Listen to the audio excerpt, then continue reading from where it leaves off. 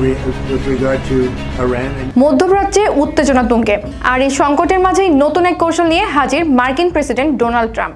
সরাসরি সামরিক হামলা নয়, এবার অর্থনৈতিক অবরোধ। যুক্তরাষ্ট্র ঘোষণা দিয়েছে হরমুজ প্রণালী অবরোধের। লক্ষ্য ইরানের অর্থনীতিকে এমন চাপে ফেলা যাতে তারা যুদ্ধ থামাতে বাধ্য হয়। Hey Trump, you are fired. You are familiar with this sentence.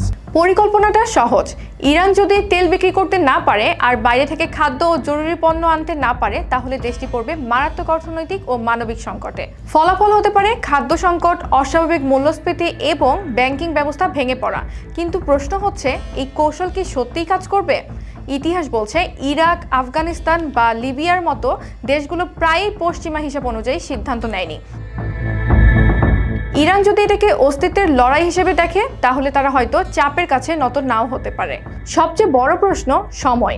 ইরানের ওপর চাপ আগে কাজ করবে নাকি বিশ্ব অর্থনীতি আগে ধাক্কা খাবে? কারণ হরমুজ প্রণালী বন্ধ থাকায় বিশ্বে তেল ও গ্যাস সরবরাহ ইতিমধ্যে কমে গেছে। ইরানের 90% বেশি বাণিজ্য এই পথেই হয়, তাই অবরোধ কার্যকর হলে দ্রুত বড় ধাক্কা লাগতে পারে। তবে পাল্টা জবাবও আসতে পারে।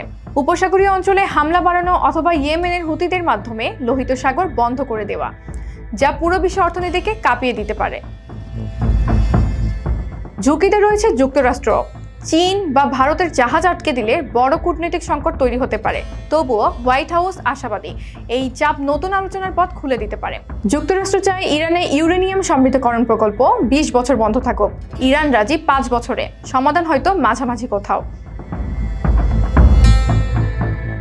তাই আসল প্রশ্ন, এই পরিকল্পনা ব্যর্থ হলে কি হবে সেখানে নয়, বরং এটা সফল হলে এরপর কি।